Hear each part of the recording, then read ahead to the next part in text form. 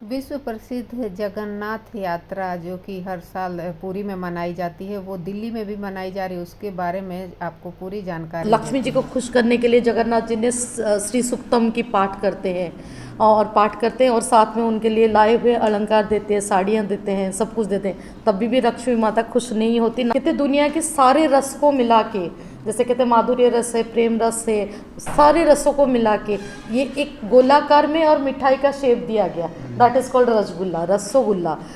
पना गिरा होता है उसको कहते हैं कि सारे आत्माएं आके खाते, तो उसे रसगुल्ले को इन्वेंट किया है। Rasgulla is not a food. ये इसके पीछे की जो रीज़न है और कारण है मैं बताती हूँ। तो भगवान जी जिस दिन जाते हैं उसके बीच में एक और काफ़ी बड़ी पर्व हम उसे कहते हैं औधरपणा, 5th डे में पड़ता है। हेरा पंचमी की नहीं, हेरा पंचमी अलग होती है। हेरा पंचमी एक पड़ती है, उसके बाद एक अधरपणा पड़ती है। हेरा पंचमी के दिन में जो कहते हैं ना, लक्ष्मी माता थोड़ा सा नाराज़ रहते हैं और वो जाते हैं रात को भगवान जी की रथ तोड़ के आते हैं। तो बहुत क्यूट सा वो एक इवेंट होती है, वो हम लोग भी बहुत बड़ा स्टोरी होता है। जब भगवान जी रथ में बैठ के भाई बहन के साथ परिक्रमा करने के लिए जाते हैं, नगर घूमने के लिए, तो माता लक्ष्मी को लेके नहीं जाते हैं। तो वो क्या होता है कि 3 दिन 4 दिन के बाद 5वां दिन में माता लक्ष्मी देखते हैं मन सिंहासन में भगवान जी नहीं है, कहाँ गए। तो उनको पता लगा कि ये मौसी माँ मंदिर में गए, मौसी के घर पे गए हुए, तो उन्होंने लिए नहीं। तो इस गुस्से में वो जाके रथ को तोड़ देते हैं।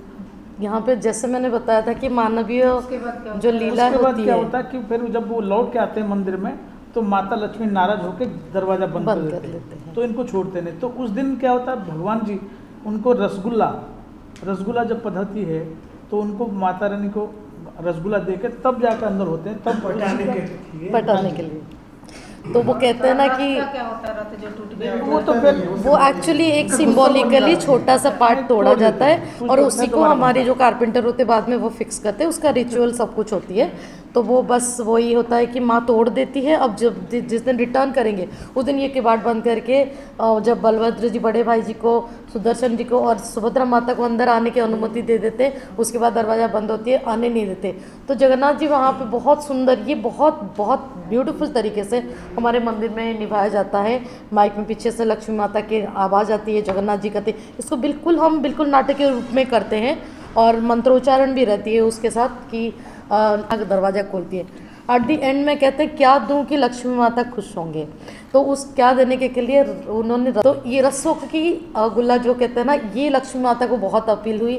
फिर वो खुश होकर दरवाज़ा खोलते हैं और जगन्नाथ जी को अंदर आने देते हैं। तो ये रसगुल्ला है। तो हम यहाँ पे कहेंगे कि रसगुल्ला ना उड़िया लोगों ने बनाया था, ना बंगाली ने बनाया था। मैं तो कहूँगी श्री जगन्नाथ जी ने ही बनाया था, उन्हीं के द्वारा शुरू हुआ था ये रसगुल्ला। तो दैट इज़ वन थिंग। और उसके बाद उस दिन को हम नीलाद्री विजय कहते हैं।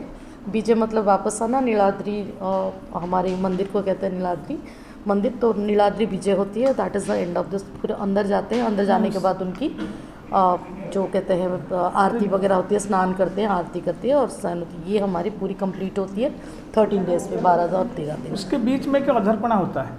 अधरपणा क्या होता है कि जब भगवान जी मंदिर से निकल के जाते हैं, हर आदमी तो जा नहीं सकता मंदिर में दर्शन करने के लिए। भगवान इसीलिए निकलते हैं कि सारे भक्तों को दर्शन दे। जैसे हमारे पितृपुरुष हैं, उनको भी दर्शन मिलता है। कैसे? अधरपणा के थ्रू से।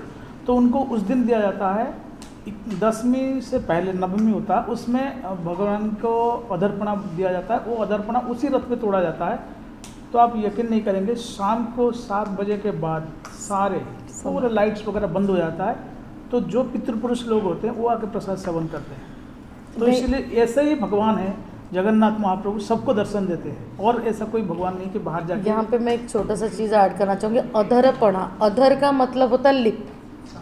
तो भगवान जगन्नाथ जी की जो मूर्ति है, उस मूर्ति में लिप की हाइट की हम लोग बनाते हैं। 3 भगवान के सामने 3 घड़े बनते हैं, लंबे में वो घड़े बनते हैं। उस घड़े के अंदर जो पणा कहते हैं, पणा क्या होता है, it's one of the nectar आप कह सकते हैं। उसके अंदर बहुत बहुमूल्य और अच्छी चीज़ें डालते हैं, दूध, दही, मिश्री, काजू, किशमिश, खोया, पनीर, बहुत सारे चीज़ें जो कहते हैं कि उसको रिच बनाते हैं। वो उनको भगवान जी को प्रसाद लगते हैं। प्रसाद लगने के बाद उसी मंदिर में रथ में ऊपर उसको नीचे गिरा जाता है। नीचे गिरा जाता है, वो भगवान के मुख से जो लगी हुई पणा होती है वो प्रसाद बन जाती है। उस प्रसाद को उस दिन कहते हैं कि जितने आत्माएं हैं, अशरीर है, जो शरीर के साथ भगवान को दर्शन देते, ये भगवान खुद बाहर आते हैं। ऊपर कोई आत्मा जाके नहीं दर्शन करता, वो भगवान बाहर आते हैं हर किसी व्यक्ति को दर्शन करने के लिए। इस दिन ना हम इसको कन्फाइन करते हैं रिलीजन पे, ना कन्फाइन करते हैं बड़े और छोटे में, ना हिंदू मुस्लिम सिख ईसाई कोई यहाँ पे नहीं, हर कोई यहाँ पे व्यक्ति है विशेष है, और हर कोई यहाँ पे जगन्नाथ जी के भक्त के हिसाब से आते हैं। मैंने जैसे बताया ना राजा ना रंग, सब कुछ बराबर है, तो वो उनको भी दर्शन देते हैं। उनके साथ साथ अशरीर जिनके शरीर नहीं है, आत्माएं हैं, उनको भी वो कहते हैं उस दिन होता है। तो वो उस रिचुअल पे उसको डालने के बाद वहाँ पे हम लोग उसको खुला छोड़ देते हैं। भगवान जी अपने कॉटन बंद करके उनके शयनार्थी में चले जाते हैं, जो पड़िया को हम बिल्कुल अंधेरा कर देते हैं, उसमें लाइट्स ऑफ कर देते हैं, और वो अपना खाते हैं और कहते हैं कि वो दिन है जो उनको मोक्ष प्राप्ति के द्वार मिल जाता है। तो ये है वो जो अधर्पणा, बहुत ही ब्यूटीफुल रिचुअल्स है, बहुत कम लोगों को पता है इसके बारे में। तो ये सेम चीज़ अगर आप पूरी में भी देखेंगे वो भी होता है जो हम लोग यहाँ पे। तो फ्रेंड्स, भगवान जगन्नाथ से रिलेटेड रथ यात्रा दिल्ली में निकाली जा रही है। तो आप लोगों को ये जानकारी कैसी लगी कमेंट करके ज़रूर बताइएगा। मिलते हैं नेक्स्ट ब्लॉग में, तब तक के लिए बाय।